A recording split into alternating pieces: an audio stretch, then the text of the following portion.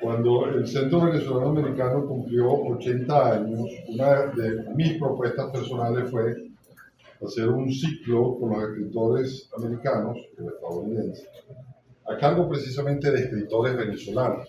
Una experiencia, si se quiere, inédita en cuanto a, digamos, tomarnos un año, es decir, tomando como excusa celebratoria la literatura y reclutar, por supuesto, las voces más significativas, no solo de la escritura estadounidense, sino, es decir, escritores de cierto peso en Venezuela que pudiesen hablarnos de esto.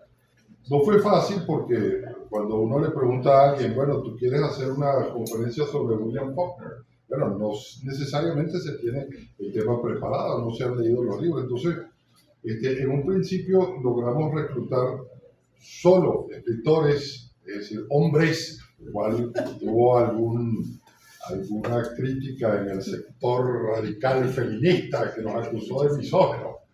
Y a medida que, por supuesto, esto, digamos, fue una experiencia tremendamente interesante. Porque nosotros aquí grabamos los eventos, los filmamos, los publicamos en YouTube, los transcribimos, los editamos, los pulimos, los publicamos. Y digamos que modestia aparte con el CBA, es decir, este libro no es una publicación cualquiera, es decir, es un libro de tapa dura, con sobrecubierta, con ilustraciones interiores, con guardas internas. Por cierto, para todos los interesados, lo estamos vendiendo afuera, así que lo pueden comprar y queremos que lo compren y queremos que lo lean. El año pasado tuvimos, digamos, una pleyada de escritores americanos, Ralph Waldo Emerson, que estuvo a cargo de Mario Morales, Raymond Chandler, a cargo de Carsten Topman, Dashiell Hammett, lo hizo Camilo Pino, William Faulkner, lo hizo el poeta Alejandro Oliveros, Ernest Hemingway, José Tomás Angola, John Steinbeck, Edgardo Mondolfi, Saúl Bellow, Axel Capriles, Bukowski estuvo a cargo de Hernán Zamora, Truman Capote estuvo a cargo de Armando Coll y yo me encargué de John Kennedy Toole. Este año que estamos inaugurando, con el segundo ciclo, tenemos por supuesto a Federico Pacarín, una persona que no necesita ninguna presentación, dramaturgo, hombre de la cultura, promotor de la cultura, autor prolijo, articulista, ensayista y ex miembro de la Junta Directiva del CBA y actualmente miembro emérito del Centro Venezolano, de la Junta Directiva del Centro Venezolano Americano. Y él escogió hablar de dos tremendos poetas estadounidenses que son Archibald MacLeish y Robert Lowell. Obviamente yo no voy a hablar nada ni de MacLeish ni de Lowell, sino que le tocará a Federico hablar de todas estas cosas, que lo va a hacer inmejorablemente bien. Pero sí quisiera, digamos, recordarles a ustedes que este ciclo se va a repetir mensualmente. Y el martes 19 de marzo tenemos a Maya Angelou, la excelsa novelista estadounidense, y va a estar esa conferencia a cargo de Gisela Capelín, que está aquí con nosotros. El miércoles 24 de abril tenemos a Arthur Miller, un dramaturgo, y eso va a estar, la conferencia la va a dictar José Tomás Angola. El miércoles 22 de mayo tenemos a Patricia Highsmith, a cargo de Ana María Velázquez. Fíjense ustedes que el criterio de las primeras conferencias fueron básicamente novelistas, pero esta vez tenemos dramaturgos y tenemos, por ejemplo, ensayistas o críticos literarios, porque el 26 de julio yo estoy a cargo de la conferencia sobre Harold Bloom. El miércoles 17 de julio tenemos a un poeta, a T.S. Eliot, a cargo de Alejandro Oliveros. El miércoles 25 de septiembre tenemos a Herman Melville, que lo va a dictar Edgardo Mondolfi Budat.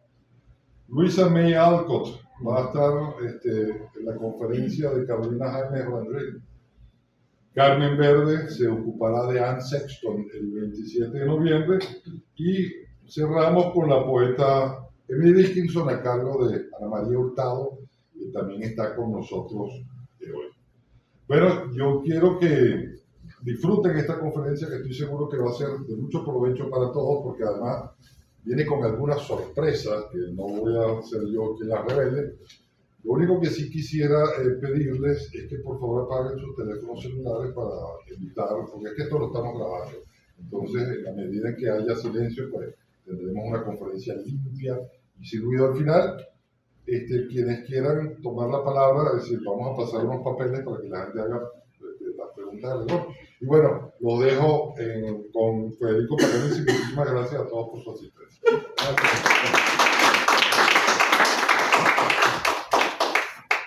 Muchísimas gracias por su presencia en esta tarde de poesía norteamericana. Eso nos hace pensar que estamos en una ciudad cosmopolita, a pesar de los pesares. Entonces todavía podemos hablar, gracias al CBA, a las conferencias que ha diseñado para el Centro Venezolano Americano, un centro de cultura de dos vidas, ¿no? Por un lado está la americana y por otro la venezolana. Y tal como tú lo estabas comentando en tu negocio de introducción, McLeish y Lowell son dos poetas norteamericanos que vamos a tratar en esta tarde.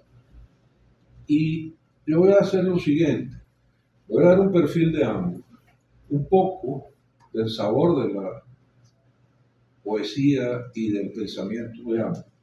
Y al final vamos a tratar de descubrir un poco por qué los ponemos juntos y por qué escogemos estos personajes. Porque esto no es un problema de estetiquitis de quien les habla, sino es parte de la labor de nosotros como cronistas de Venezuela. Saber que estos personajes tienen una razón de ser en Venezuela. De hecho, si esto pudiera titularse de alguna forma, sería la curiosa venezolanidad de dos poetas norteamericanos. Allí es una de las claves de lo que vamos a hablar ahora. Es necesario hacer un pequeño perfil biográfico de ambos, ¿no? Archibald McLeish, nacido en Glen Cove, Illinois, en 1892 y fallecido en Boston en 1982, un hombre de una vida larga, ¿no? Y Robert Lowell, nacido en Boston en 1918 y fallecido en Nueva York en 1977.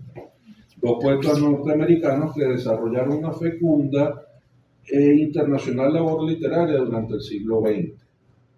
Entre ambos, fíjense esta curiosidad, acumularon 5 premios Pulitzer. Eso habla de que no es una obra que estamos descubriendo ni nada por el estilo. Son individuos que tienen un peso en la cultura norteamericana muy, muy importante. Ellos estuvieron involucrados a fondo en el quehacer y tuvieron influencias que recibían e influencias que ellos a su vez generaban.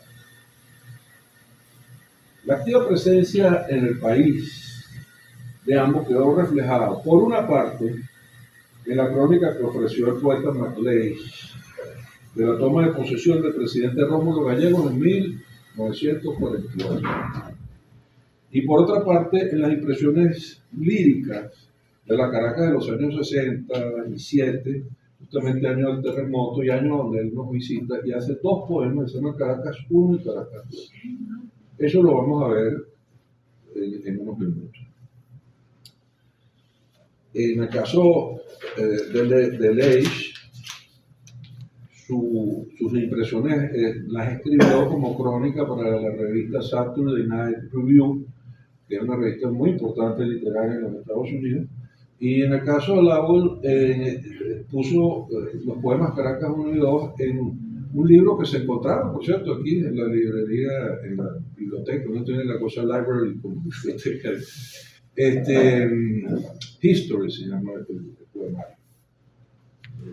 Tanto la crónica de McLeish como la dedicada a Caracas por Lowell son obras principales que vamos a compartir, les decía, pero podemos seguir un poco con la biografía, en el caso de McLeish. 20 años mayor que Lowell, significa una generación. Si se toma por generación 15 años de diferencia, aun cuando contemporáneo, ¿no? Y tuvo una vida activa que lo transitó el derecho, también la política, la docencia, y de la poesía fue al teatro, como vamos a ver en unos momentos. Imagínense, atendió a la Universidad de Yale, a la Escuela de Derecho de Harvard. Estoy haciendo algunas cosas que, por supuesto, cualquiera puede también visitar el Google y inmediatamente ratifica todas estas cosas. Luego de su formación académica va por 5 años a París y ahí se hace conocer por gente como Gertrude Stein, que era una de las patronas de arte más importantes de la París de los años 20. Luego conoce Hemingway, Scott Fitzgerald, Los Dos Pasos, que todavía es una generación un poquito anterior a la de él. Y el etcétera de luminarias del arte y de la literatura, ustedes pueden poner ahí a quien quieran, los grandes pintores, Edward McLeish, esa gente la conoce y de cierto modo influencia. Ezra Pound y T.S. Eliot no es que sea influencia de McLeish, es que hay un común denominador con McLeish y también con Lowell. Son poetas que iluminaron el camino de muchos en el siglo XX con sus cosas buenas y sus cosas malas. Las primeras publicaciones que él tiene son un discurso poético llamado Matrimonio Feliz en 1924, A Pot of Earth, La olla de barro, en 1925, y curiosamente él hace algo que se llama el Hamlet de McLeish, The Hamlet of McLeish. Toma una decisión que es ir a México, porque conoce las crónicas de Bernal del Castillo, el conquistador que estuvo con Cortés, y entonces dice, a mí me interesa mucho Latinoamérica, me interesa mucho lo que ha sucedido allí. Déjame ver qué impresión tengo de esto. Entonces, él marca el camino que hace Bernal del Castillo a través de México, y lo hace en burro y a pie, dice, entre otras cosas. Cuando termina eso, se atreve a hacer un poemario que se llama Conquistador. Ese poemario, hay gente que dice que también lo escribió en español.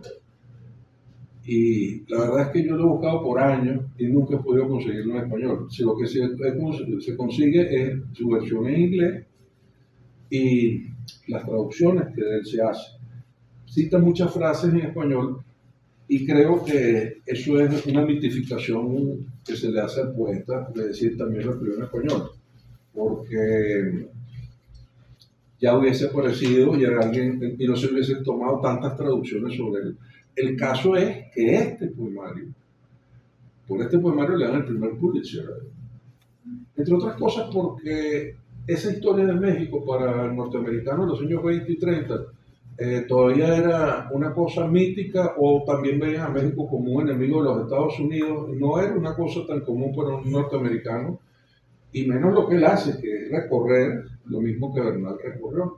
Entonces le da vida a algo que tiene trazas de drama también dentro de eso. Una parte del poema, me perdona mi inglés, que dice así: I, poor, blind the sun, I have seen with these eyes those battles. I saw Montezuma. I saw the armies of Mexico marching the leaning, wind their garments, the painted faces, the plumes, blown on the light air. I saw that city. I walked at night on those stones, in the shadows rooms. Yo, pobre ciego, en el sol he visto con estos ojos aquellas batallas. Vi a Moctezuma, vi los ejércitos de México, Cocota, marchando en el grávido viento con sus arreos, los rostros pintados, los penachos, agitándose en el aire leve. Vi aquella ciudad, caminé por la noche de esas piedras en las cuadras umbrosas, in the shadowy rooms. En la forma y el tema escogido se ofrecen culturas antiguas, que venían de los aztecas, y se hace evidente la influencia de Pound, porque los cantos de Pound, muchos de ellos también están en estas cosas descriptivas de culturas exóticas, tratando de integrar ideogramas chinos y signos que son muy difíciles para la gente de la cultura occidental de aquel tiempo y para la de este tiempo también. El crédito que tiene Pound sobre McLeish viene dado a aquello que decía que un poema no debería significar, sino ser. Eso se lo hereda Pound. McLeish. Bueno, el reconocimiento del premio Pulitzer hace que los cronistas se volteen a ver quién es este señor y de inmediato hagan lo que muchas veces hacen los críticos, que es ponerle etiqueta a cosas que el artista no ha querido que le pongan etiqueta, pero se la ponen y lo toman como poeta modernista. Ese reconocimiento le permite a él dar un paso más adelante con la poesía e ir a medios muy importantes en los años 30, como es la radio. Y dice, yo soy interesado en la cultura en general y soy capaz con mi escritura de hacer guiones radiofónicos. Más adelante vamos a ver que también hace otro tanto como el teatro.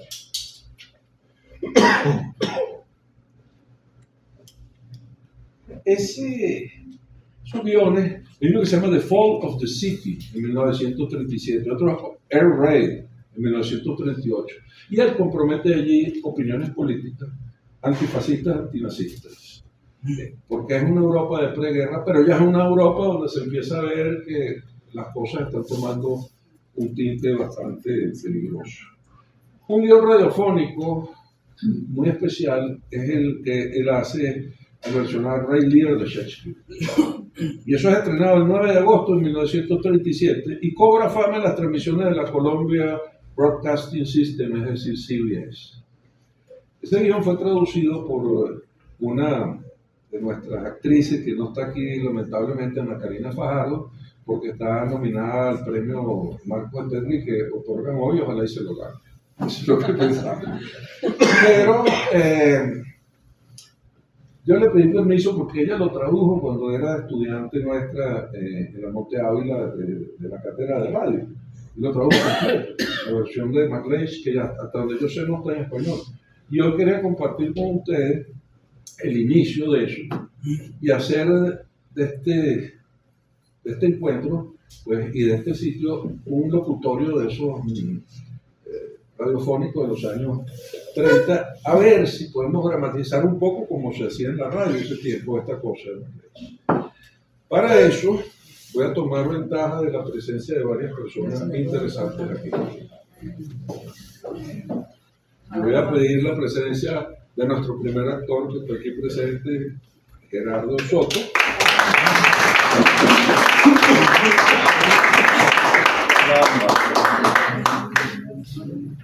A quien le traje un pequeño libreto. No es un ejercicio, es como sale. Bienvenido, Gerardo. Gracias, Federico. Por supuesto, nuestra primera actriz, Sandra Yajuri, que está presente aquí.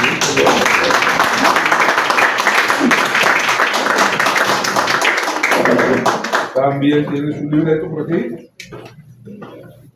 Y al lado nuestros primeros actores, nuestras jóvenes actrices. Está Paola Martínez, presente también. Y Mariana Suárez. ¿Dónde está Mariana? Esta es Paola. Y ese es por favor. Y toma Paola. Y toma Mariana. Entonces vamos a imaginarnos por un instante que estamos en la radio de 1937 y tenemos que transmitir en vivo el capítulo del premio Pulitzer que viene a ser este señor llamado Archibald MacLeish. Voy. La siguiente es una breve dramatización radiofónica de la primera escena de la tragedia del Rey Lear de William Shakespeare, adaptada por Archibald MacLeish y versionada al español por Ana Karina Fajardo en el rol de versionista. Paola Martínez, invitada, representará a Cordelia. En el caso de nuestra actriz para Reagan, pues podemos decir que es Mariana Suárez. Nuestra primera actriz, Sandra Yajure, irá en el rol de Goneril. Nuestro primer actor, Gerardo Soto, será el Rey Lear. ¿Quién les habla? ¿Quién les habla? Federico Pacaniza, además de presentar la obra, pues asumirá el doble papel de Gloucester y del Duque de Kent.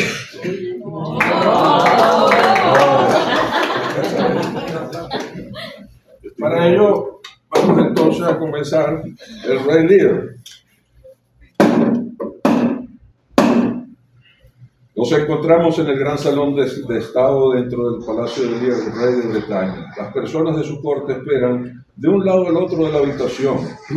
Se ha anunciado que hoy el rey Lear dividirá su reino entre sus tres hijas, Goneril, esposa del duque de Albany, Regan, mujer del duque de Cornwall, y Cordelia, la joven señorita. También se cree que el rey de Francia, el duque de Borgoña, quienes están en Gran Bretaña como aspirantes a la mano de Cordelia, recibirán su respuesta hoy. El rey está llegando. Está entrando por la puerta ahora. Los duques de Albany y Cornwall caminan junto a él. Su bufón le pisa los talones mientras hace ruidos con su sombrero burlón. Una corona es cargada enfrente de todos ellos. Es la corona de Bretaña sobre un cojín cubierto en oro. El rey es un viejo, muy joven, pero vigoroso hombre. Su paso es firme, sus ojos apasionados. Quienes siguen son sus hijas mayores, las dos duquesas. Goneril es la hermosa mujer de cejas negras. Regan es algo más baja que su hermana y sonríe con sus pequeños labios. De esta última, pues vemos a Cordelia, la más joven, como una alta y sencilla niña. Sus ojos son francos. El rey habla ahora. Atienda a los lores de Francia y Borgoña, Gloucester. Lo haré, señor. Ahora ejecutemos nuestro propósito más oscuro. Den el mapa. Sepan que, mientras me desentraño hacia la muerte, he dividido en tres el reino como un rápido intento de remover todas las preocupaciones y negocios de nuestra época, confiriéndolos a fuerzas más jóvenes. Ustedes, hijo de Cornwall, y tú, no menos amado caballero de Albania. Mi voluntad es conocer el amor que mis hijas me profesan para prevenir conflictos futuros. Francia y Borgoña, grandes rivales en el amor de mi hija menor, Cordelia, han permanecido en nuestra corte durante mucho tiempo y aquí están por su respuesta. Desde ahora nos despojaremos de reglas, intereses del territorio y preocupaciones del Estado. Así que, díganme, hijas mías, ¿cuál de ustedes puedo decir que más me ama? ¿A quién extenderle la mayor recompensa? ¿Dónde está la naturaleza con el desafío del mérito? Goneril, mi hija mayor, habla primero. Señor, le amo más que las palabras, la vista, el espacio y la libertad. Más allá de lo que se puede valorar, rico o raro, no menos que la vida, con gracia, salud, belleza, honor, tanto como una niña amada o un padre encontrado, un amor que hace que la respiración sea pobre y que el habla sea incapaz, más allá de todo lo que existe. De todos estos límites, incluso desde esta línea hasta esta, con bosques sombríos y con ricos y abundantes ríos y amplios prados, te haré heredera. Que tus problemas y los de Albania sean uno solo. ¿Qué dice mi segunda hija, queridísima Regan, esposa del duque de Cornwall? Habla. Estoy hecha del mismo metal que mi hermano. Ella me expresa mucho amor, pero se queda corta. Yo me declaro enemiga de todas las demás alegrías que existen en el mundo, pues me basta su amor, mi querida Alteza. Para ti y para tus herederos perdura este amplio y justo tercio de nuestro reino, no menos valioso el espacio y placer que le otorgaba a Goneril. Ahora, mi alegría que, aunque sea la última, no es menos importante para los jóvenes amores de Francia y Borgoña. ¿Qué puedes decir para conquistar una tercera parte más opulenta que las de tus hermanas, Cordelia? Habla. Nada, milord. Nada. Nada. Nada va a florecer de tu nada. Habla nuevamente. Infeliz como estoy, no puedo hablar con el corazón. Lo amo, su majestad, por mi vínculo con usted, ni más ni menos. Ahora, Cordelia, recompón un poco tu discurso y no permitas que se arruine tu fortuna. Bien, mi señor. Usted me ha engendrado, me ha amado. Yo le correspondo como es debido. Lo obedezco, lo amo y lo honro. ¿Por qué tienen maridos mis hermanas, entonces, si dicen que lo aman única y completamente a usted? En ese sentido, cuando me case, mi esposo se llevará la mitad de mi amor con él, la mitad de mi cuidado y atención. ¿Tu corazón, Cordelia, está de acuerdo con lo que exclama tu boca? Sí, mi buen señor. Tan joven y tan inclemente. Tan joven, señor, y tan sincera. Entonces, que así sea. Que tu verdad sea tu ganancia. Por el sagrado resplandor niego todo mi cuidado paternal y mi vínculo de sangre contigo. Y como una extraña a mi corazón y a mí, te aparto de aquí para siempre. Bien, mi señor. Tranquilo, ¿qué? Tranquilo. No te interpongas entre el dragón y su ira. La quise más que a nadie y hasta pensé en confiar mi descanso a su cuidado. Sé mi tumba, mi paz, ya que aquí te entregó el corazón de un padre. Llama a Francia, Borgoña, Cornualles, Albania. Los votos de mis otras dos hijas doman a los de la tercera. Que el orgullo al que ella llama llanura se case con ella. Lo invierto con mi poder, mi preeminencia y todos los grandes efectos de mi majestuosidad. Yo mismo, por turnos mensuales, encontraré entre ustedes mis dos hijas mi morada, manteniendo el nombre y todas las adiciones de un rey. La influencia, los ingresos, las ejecuciones, amados hijos, serán suyos, dividiendo esta parte de la corona entre ustedes. Su majestad, a quien siempre he honrado como mi rey, amado como mi padre, seguido como mi maestro, como mi gran líder, consagrado. El veredicto está anunciado. Hazlo cumplir. Contente que entre, cuando Beliar está enojado. Uy, esta temeridad del rey responde a mi vida, a mi juicio. Su hija es más joven, ni quiere menos. ¿Qué? ¡No más! ¡No sigas! Nunca en mi vida he sido más que un peón que lucha contra sus enemigos, sin amor de perder, con su seguridad como motivación. ¡Fuera de mi vista! Vea bien, líder, déjeme quedarme y continuar siendo sus ojos. Por Apolo. Por Apolo jura ante sus dioses, usted en vano. ¡Oh, vasallo cobarde! Déjeme comer mi aragán.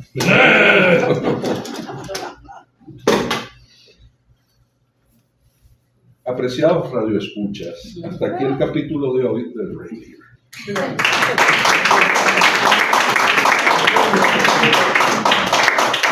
¿Serán Goneril y Regan tan abnegadas en el futuro con su generoso padre? ¿Tendrá razón Kent en no querer cumplir el veredicto de expatriación que recae sobre la joven hija Cordelia? ¿Sería o no certeza y certera de la princesa Cordelia cuando observó que ¿por qué tienen maridos mis hermanas entonces si dicen que lo aman única y completamente a usted? No dejen ustedes de escuchar nuestro segundo capítulo de la tragedia de Larry Lear por esta su emisora favorita, el CBA Caraqueño.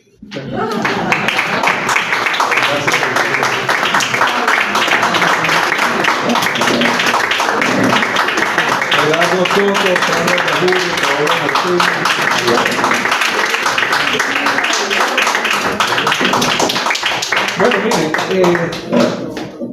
este es un estreno porque esta traducción, como les decía, la hizo Ana Karina Fajardo, hará cosa de 10 años, para la cátedra de radio que yo tuve por mucho tiempo en la Universidad Monte Ávila.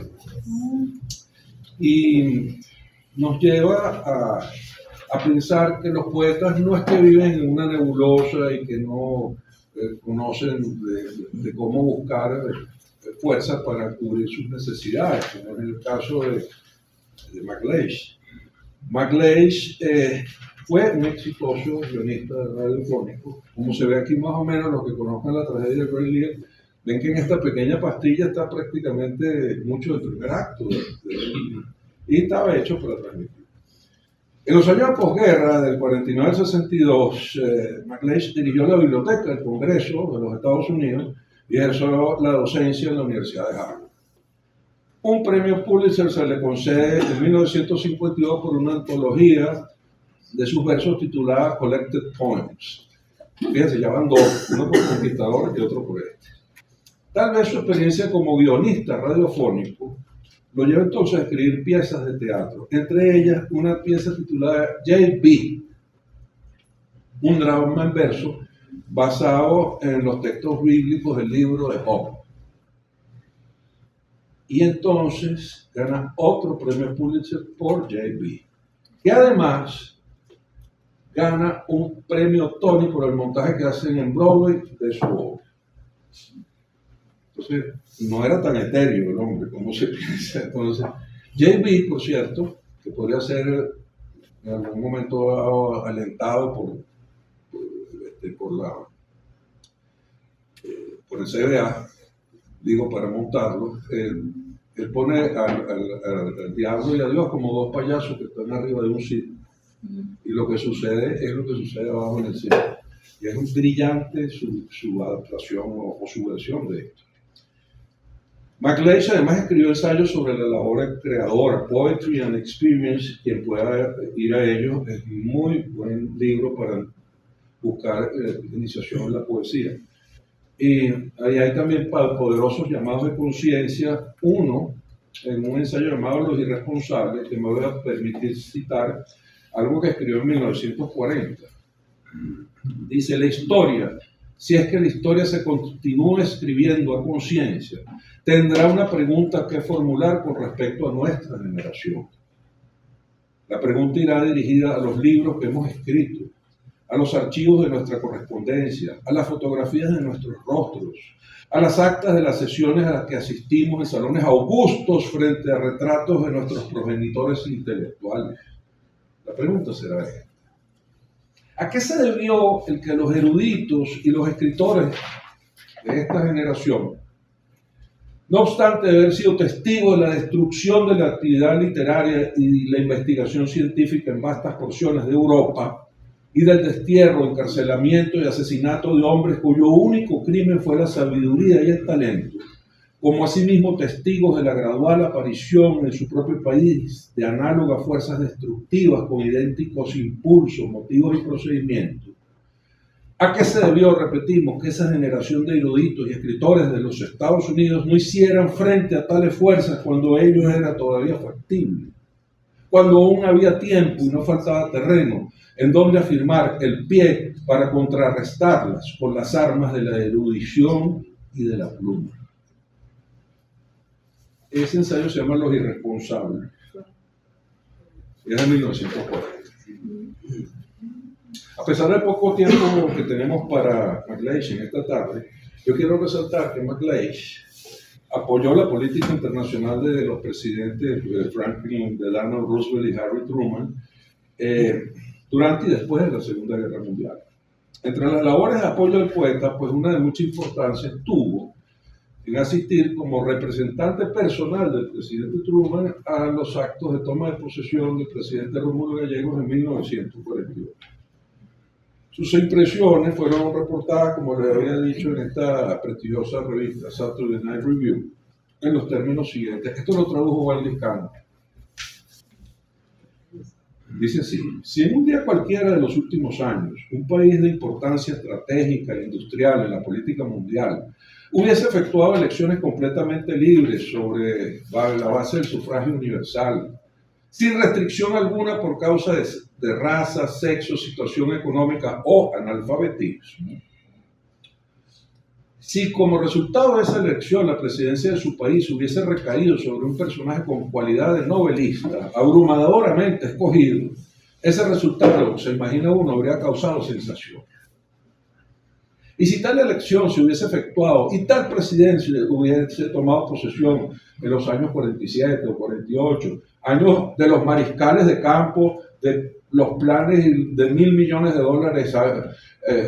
año de la policía secreta y de la Asociación Nacional de Industriales, el carácter dramático del suceso, por no hablar de su significado moral, le hubiese abierto, se imagina uno de nuevo, todas las primeras páginas del país norteamericano. No obstante, tal elección se efectuó y tal presidente tomó posesión en el año 48, pero pocas publicaciones americanas encontraron mucho que decir. Venezuela, por virtud de su situación geográfica y de su posición industrial como una de las principales fuentes del material más estratégico del mundo, el petróleo, es un país de considerable importancia en la política mundial. Es también un país de gran refinamiento político, por haber experimentado toda la gama de posibilidades políticas occidentales de la libertad de Bolívar, quien fue venezolano hasta la dictadura de Bombi. Sus más recientes elecciones fueron una de las pocas elecciones absolutamente libres que se conozcan. Elecciones mucho más libres que las elecciones nacionales de los Estados Unidos, corrompidas como estaban por los chanchullos electorales del sur unipartidistas. Y el candidato abrumadoramente triunfante fue Rómulo Gallegos, un hombre sin experiencia militar, sin más que una mediana experiencia política y cuya reputación fue obtenida en parte como uno de los primeros novelistas vivientes de la lengua española. Rómulo Gallegos, el primer gran novelista de América Latina, como se le ha llamado en España. La falta cometida por la prensa norteamericana en no percibir la importancia de este acontecimiento es tanto más notable, cuanto que el gobierno y el pueblo venezolano estaban evidentemente conscientes de ello. No solo se daban cuenta de que su nuevo presidente era un hombre de letras, sino que estaban orgullosos de que lo fuera. Estaban orgullosos además de que el nuevo ministro del Exterior fuese otro hombre de letras, Andrés Eloy Blanco, uno de los mejores poetas venezolanos, y era evidente su satisfacción por ambas cosas. Yo voy a parar la cita aquí, que le tengo que decir que esta es una larga crónica, donde él describe también los actos de celebración de la toma de posesión, donde Juan Liscano entonces también llamó a las artes populares para que se expresaran, las danzas y todo esto, y que, bueno, no deja de llamar la atención que un hombre de este calibre intelectual le advirtiera a sus compatriotas que lo que él veía aquí era un acto de civismo que no sucedía en su patria. Porque ya en ese momento aquí votaban las mujeres, no había problema con los negros, todas esas cosas. Bueno, de allá a aquí hay un trecho, ¿no? Pues sí, lo menos. Bueno, vamos ahora con Laura, porque pusimos a los dos juntos. En el caso de Laura, para nada su venezolanidad es evidente, porque él se llama Robert Traill Spence Lowell IV. Nacido en Boston en 1917 y falleció en Nueva York en el 77. Sus ancestros además le refieren como una familia perteneciente al llamado Boston Brahmin, que es como lo más granado pues, dentro de los bostonianos. Grupo social que se remonta hasta el Mayflower, célebre barco, de los colonos norteamericanos que fundaron la nación. Lowell se le nota que nació en Cuna de Plata y que tuvo una esmerada educación formal. Crecer en Boston, ciudad de clase e intelecto, un pasado familiar que le refería a distinguidos ancestros, orgullo de cuna ligado a la historia de su país, fueron temas importantes que los críticos más adelante advirtieron en la poesía de él que le llamaban confesional. Ahora, yo quisiera saber, quitando bueno, la poesía épica y eso, qué poesía no es confesional. En fin, sí estuvo cerca, o quiso estar cerca de gente como Alan Tate, Elizabeth Bishop, el maestro William Carlos Williams, revelar, eso decía Carlos Williams, que era la clave de la poesía. Algo se dice y algo se calla, algo se alude y algo se elude.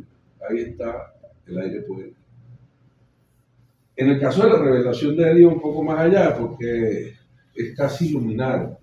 Cuando uno ve la historia de él, las cosas que dice, bueno, él quería no revelar en el sentido de MacLeish, sino revelar como un iluminado prácticamente. De allí que sus influencias, uno lo ve más cerca del arte de T.S. Eliot, gente que buscaba mucha finura en el modo como escribía y palabras muy bien puestas, como el mismo Ezra Pound, que en gente que lo adoró, pero él no los quería a ellos, por ejemplo los poetas Beatles.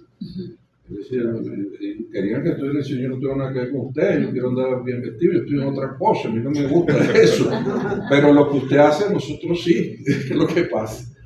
Bueno, confesionales no, Lowell vivió la contradicción de una dedicación refinada, excepcional, propia de formar un individuo de clase alta, con futuro tranquilo y predestinado, pero a la misma vez decidiendo tener una senda existencial de cuestionamientos que lo llevaran a crearse obstáculos todo el tiempo. Esos tipos rebeldes, pero a la vez como afanados en lo que es su ancestro, ¿no? Ir a Harvard College en Cambridge, por ejemplo, en la universidad. Dicen la Universidad de Harvard, Harvard College, ¿verdad? Tener la oportunidad de conocer al gran poeta norteamericano de la generación anterior a él, Robert Frost. Frost le pidió opinión y tenía cuenta el propio lado un poema gigantesco en verso blanco de la primera cruzada, porque además tenía temas un poco. Entonces, dice, se lo llevé por escrito en mi indescifrable letra manuscrita. Él leyó un poco y dijo, esto como que sigue y sigue y sigue, ¿no? No se para. Entonces me leyó la abertura de Hyperion de Keats en la primera versión y pensé que todo aquello era sublime y que yo tengo que seguir. Infelicidad, hipersensibilidad, problemas psiquiátricos, problemas con el alcohol, todo lo que usted quiera, entra y sale de cosas, pero eso sí, de genio para revelar esa cosa de un hombre iluminado como que estaba presente.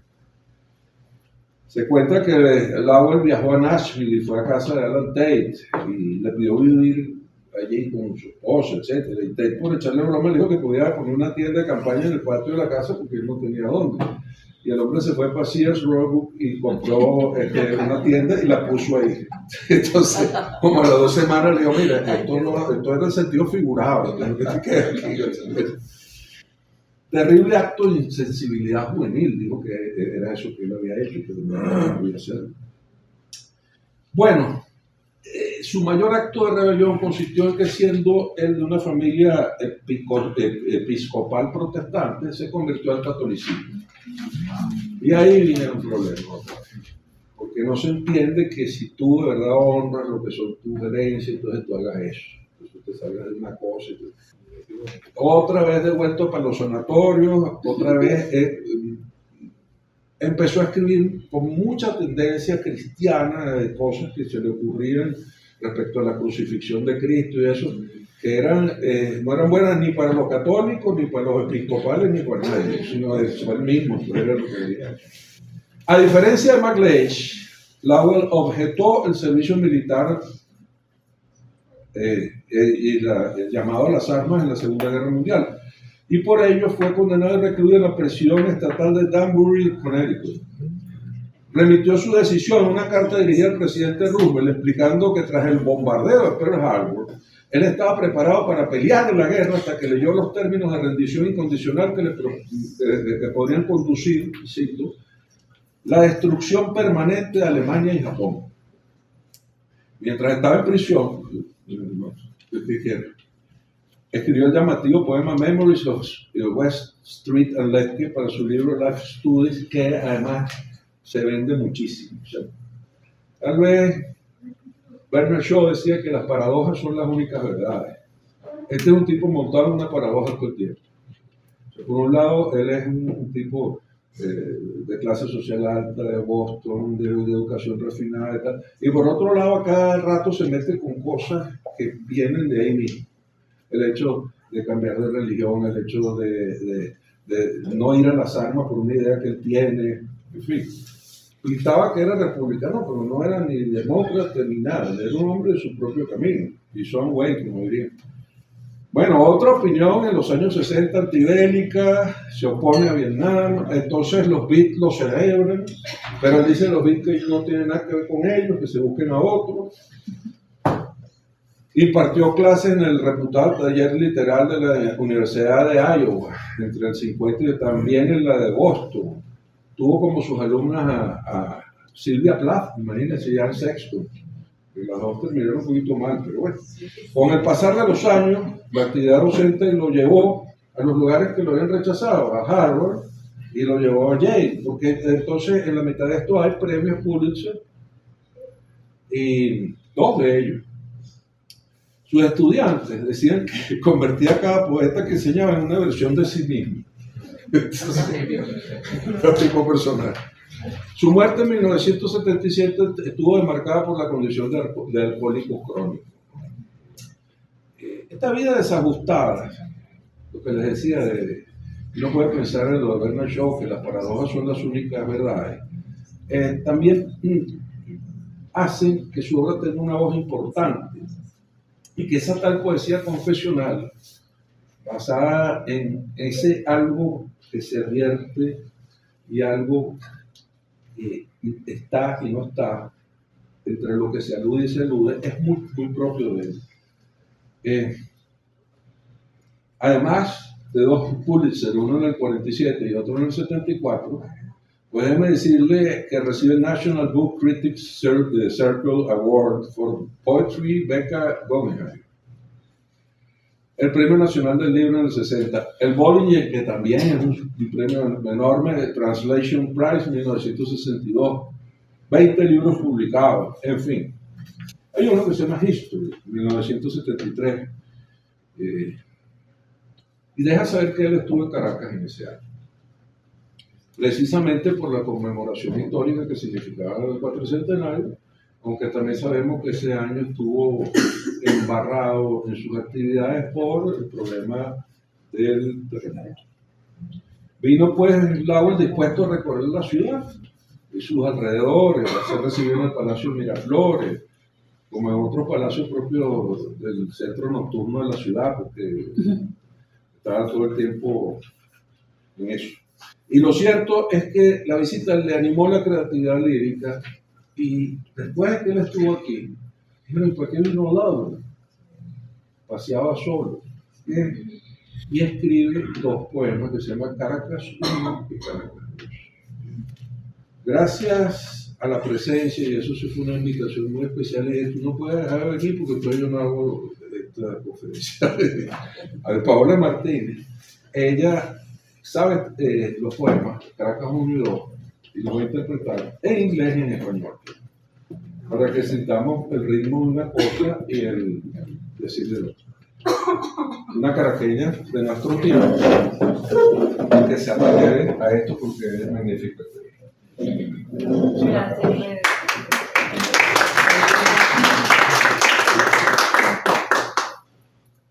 Caracas 1. A través de otra de nuestras ciudades sin centro, como Los Ángeles, con igual número de carros por metro cuadrado, más allá del aviso de 20 metros de neón de Copperton sobre la catedral, y más allá de los envidiados $700 per cápita al año, vividos en mediocres superbloques, hasta la Casa Blanca del presidente León. Sus hombrecitos con pistolas automáticas, 18 pulgadas, 45 balas por minuto. 2 guardias armados, congelados entre nosotros y nuestro champán. Alguien alcahuetea al presidente. ¿Y dónde están las muchachas? Y el presidente, un confinado líder, dice: no sé dónde están las de ustedes. Yo sé dónde encontrar la mía. Esta casa, esta pionera democracia, construida sobre cimientos no de roca, sino de sangre tan dura como la roca.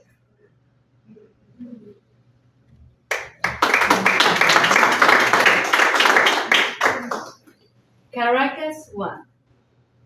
Through another of our cities without a center, Los Angeles, and with as many cars per foot, and past the 20-foot neon sign for Copperton on the cathedral, past the envy $700 per capita a year in Jerry skyscrapers living slabs, to the White House of El Presidente León.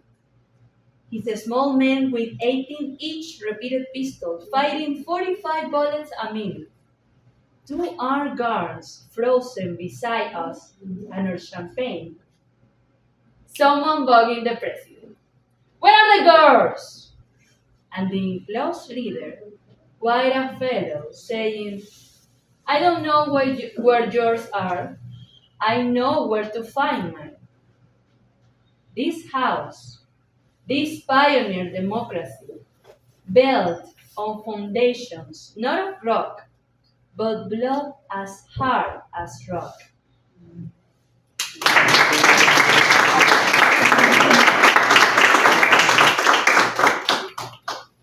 Caracas 2.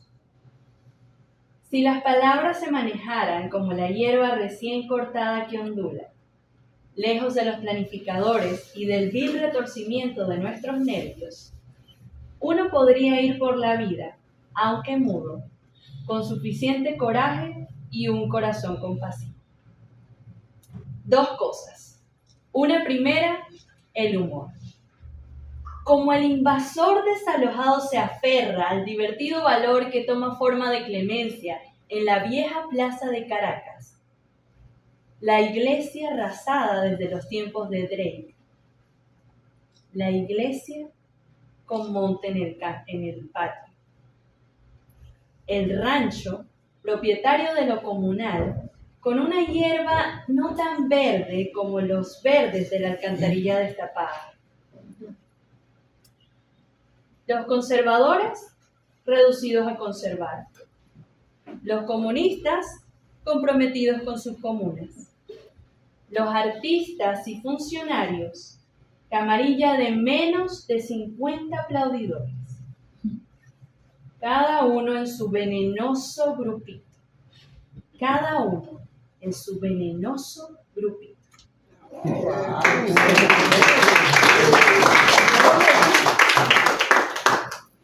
Caracas 2.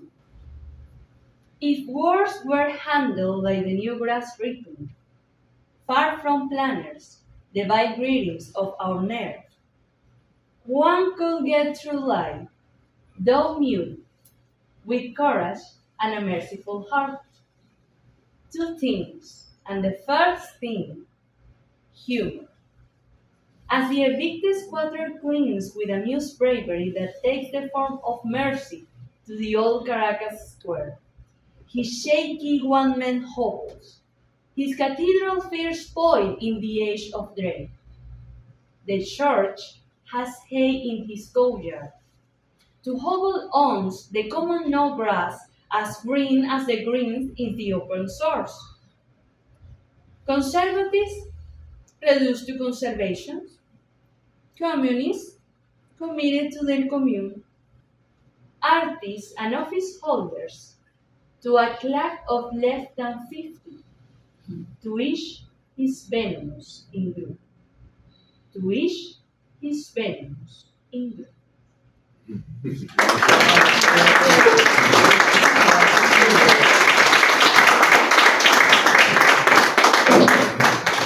El poder de revelación. Eso que William Carlos Williams consideraba como la base central del poder, que revele lo que dice.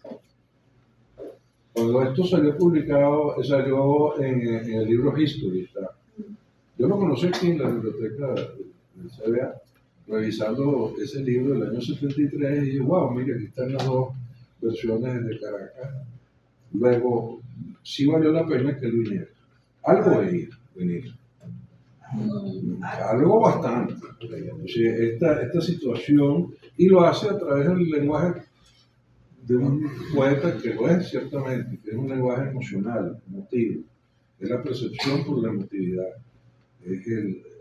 Es ese decir entre lo que se alude y se elude, pero no me sigo porque creo que esa es una esencia bastante importante.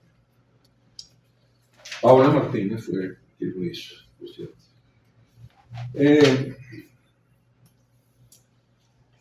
La poesía confesional del poeta Lowell, testimonial podríamos llamarla, funciona como epifanía, como revelación poética que entreteje, con alguna traza de sorna, una dolorosa y amarga observación siempre hay por allí. Ese mismo tipo de poesía que acabamos de escuchar en voz de Paola Martínez nos da pie a desempolvar alguna influencia que haya tenido eso dentro de nuestro medio ambiente. Hay quienes consideran a Efraín Sumero más como un educador que como un poeta. En 1965, 2 años antes que viniera Lowell y hiciera esto, que acabamos de escuchar, él escribió un poema muy poco conocido y maravilloso que se llama Casi Letanía. No vayan a decir que no es el hombre, ese hombre borracho que obstruye las aceras, el de las barbas adventicias alborotadas y mugrientas. No vayan a decir que no es el hombre, ese que se bañaba en la fuente pública, el que estaba sentado a las puertas de la iglesia rascándose la cabeza. No vayan a decir que no es el hombre orquesta, o el que hace de mendigo agitando un mullón aceitado. No vayan a decir que no es el hombre quien disparó innecesariamente sobre Julia Victoria Páez, o el que asaltó a Abdel Yumar de Jordania para que le entregara el dinero de su negocio. No vayan a decir que no era el hombre el inquilino del apartamento corruptor de menores, el que utilizando una cabilla le dio muerte al obrero Francisco García, el que ofendió gravemente de palabra a Alicia Josefina Borges. No vayan a decir que no era el hombre un soldado enardecido que hirió ayer en la madrugada a Oscar Galindo, o el que mató a golpes al agricultor Ramón Gómez, un anciano de 70 años. No vayan a decir que no era el hombre aquel que suponía ahogado en las aguas del río Neverí y colaboró con los bomberos en el rescate de su propio cadáver. No vayan a decir que no era el hombre el que me pidió que dijera a su madre que no le escribiera, el que fingió no conocerme, el que me salpicó con su vehículo, el que me quiso botar del apartamento, el dueño del abasto que no me acreditó al saber que estaba sin trabajo, el que ahorcó a su padre, el que contestó que no tenía sencillo, el que llamó a la policía, el que aplastó frente a los niños la pelota de goma, el que mojó el portal donde dormían, el que esperó la noche para lanzar la piedra a la ventana, el que arrancó por placer el arbolito que adornaba la calle, el que le dijo al huérfano que su padre no estaba en ningún viaje, el que se marchó sin pagar, el que deja caer bombas, el que las construye y quien las manda a construir, el que declara la guerra, el que da la orden de fuego, el fabricante de cadáveres, el que nos oscurece la sombra, el que no contestó los buenos días, el que fue a misa porque encontró la puerta abierta, el envenenador de perros, el que por decir algo dijo sentido pésame, el que busca en el pote de basura, el que llora solo a las puertas del hospital, el que se acurruca bajo los puentes, el que no tiene que comer, el que busca el trabajo, el que rió de la lágrima, el que hurtó una mañana la alcancía de la hijada, el que apagó la vela antes de tiempo, el que quemó un rosal, el que maldijo al colibrí, el que descabezó la muñeca de trapo, el que escupió sobre la mariposa, el que dio la espalda al arco iris, el que degolló la guitarra. Me refiero a la voz, la lluvia sobre el fuego, la liebre en la almohada, la hélice en la nube, la carroña en el pétalo, la tijera en el ala, la araña en el espejo, la sangre en el riachuelo, la raula, el fiscal, el delator. Recostado sobre los balaustres, veo pasar la calle. La calle va en los raudos, en los pasos, y queda en sus infiernos habituales. Yo continúo en mi trabajo, aunque nadie me lo agradezca. Aunque nadie sabrá lo que ha costado contar lo que pasa sin que tengan que ver nada. Y Freddy Suez.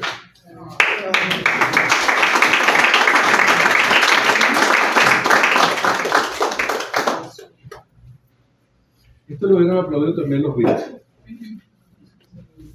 Gregory Corso. ¿Verdad, Gerardo? Tono Sandra. Hemos hecho poetas beat donde existe este tipo de poesía. Carlos Monsiváis, poeta y crítico mexicano, opinó acerca de Robert Law. Notebook, de 1970, es quizás su mejor obra, la más intensa. En sus sonetos heterodoxos todo cabe. Anotaciones de viaje, homenaje a los poetas amigos, Rimbaud y Napoleón, la muerte del Che Guevara, dominando el paisaje, escasamente mencionada, pero omnipotente, la guerra del Vietnam, el nuevo y dramático sentido de la historia que le añade a la vida norteamericana. Otras publicaciones interesantes son History, de la cual vienen estos caracteres, Selected Poems y Day by Day. En septiembre de 1977 muere Law de un paro cardíaco en un taxi en Nueva York. Pity the planet, all joy gone, from this sweet volcanic cold. Se Robert Law. Toca ahora dar fin a nuestra conferencia vespertina. Para ello vamos a explicar por qué vimos afinidades en los dos poetas norteamericanos de obras y vida aparentemente disímiles. Porque ya se ve que el modo de ver la vida de uno no es el del otro. Primero, son poetas contemporáneos, pero de grupos etarios distintos, es decir, distintas generaciones, aunque de vida coincidente en el mismo siglo. MacLeish, nacido, repito, en 1892, y fallecido en Boston, justamente en 1892 y 1982. Lowell, nacido en Boston, donde muere el otro, en 1918 y fallecido en Nueva York en 77. 20 años de diferencia de edad en lo que significa una generación distinta. Dos grupos etarios diferentes, pero contemporáneos al fin, porque ofrecen trabajos maduros en décadas del siglo XX que viven por igual. Segundo, los intereses políticos de ambos están reflejados en sus vidas y sus obras literarias. A Lowell, esos intereses lo llevaron a la protesta y a la cárcel por su negativa a enrolarse en el ejército norteamericano en la Segunda Guerra Mundial. Luego también tuvo una postura controversial por su posición en contra de la guerra de Vietnam, aunque no quería para nada ni ser hippie, ni que lo asimilaran a eso, no le interesaba. En cuanto a MacLeish, fue evidente su simpatía por el Partido Demócrata, más en la presidencia de Truman, al punto de venir a Venezuela, como vimos, como parte de la comitiva diplomática, aunque él vino en calidad de representante del presidente, representante personal, un poeta, en los actos de toma de posesión de Gallego. 3. Ambos poetas tuvieron intereses en viajar a Latinoamérica y atreverse a revelar, en el sentido que hemos hablado de la palabra revelar, impresiones de sus viajes en el sentido poético de la palabra. William Carlos Williams, recordemos, precisaba el acto de la poesía en ese verbo. Venezuela y México son dos países que dieron revelaciones a los poetas, como hemos visto en el transcurso del encuentro. En ese sentido, MacLeish además de su crónica de la toma en posesión de la presidencia de Rómulo Gallegos, pues escribió su famoso poemario Conquistador, dedicado a la conquista de México. Lowell, por su parte, además de los poemas Caracas 1 y 2, pues escribió un largo poema dedicado a México, que uno de sus fragmentos dice lo siguiente: en medio del invierno de México, sin embargo, altas flores rojas persisten en los árboles y todo está en la hoja.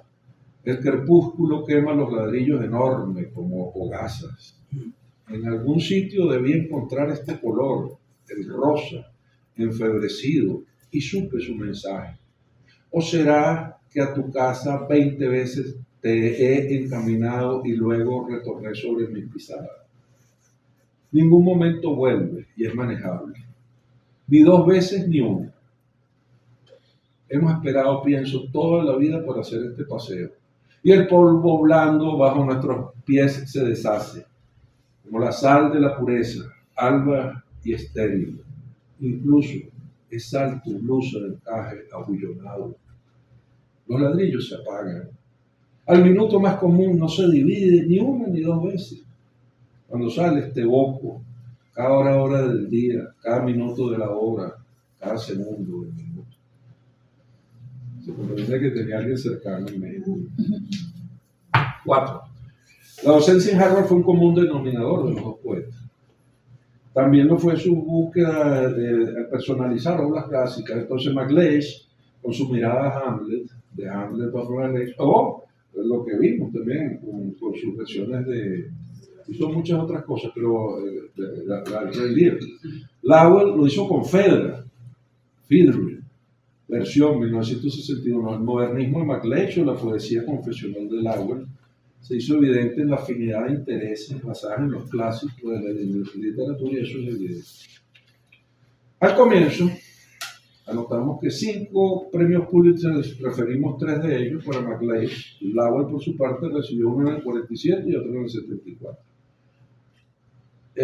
Además de estos premios, el Nacional del Libro y el Bollingen, que también es un premio muy importante, le fueron conferidos a MacLeish en el 53 y a Lowell también. Ambos poetas, bien podemos decir que comparten los más altos y reconocidos galardones literarios que se otorgan en su país de origen, los Estados Unidos. Una curiosa y final coincidencia. Lowell nació en Boston, ciudad donde MacLeish pasó sus días de ancianidad, y donde falleció en el año 82. Uno imagina entonces la Universidad de Harvard, la vecina comunidad de Cambridge, que bordea al bostoniano Charles River, como testigo de excepción del talento de los 2 poetas. ¿Acaso podemos entrever la ensoñación de un MacLeish ya anciano en una orilla, oyendo a Lowell recitar en la otra orilla su poema dedicado a Charles River, que dice así: For a week my heart has pointed elsewhere. It brings us here tonight and ties our hands. If we lean forward and should dip a finger into this river momentary black flow, infinity, small stars would break like a fish.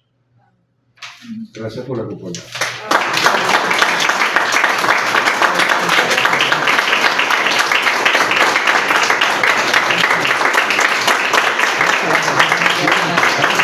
Gracias a mi grupo de actores queridísimos y que están con gracias, Sandra, gracias, Gerardo, gracias, Paola, gracias.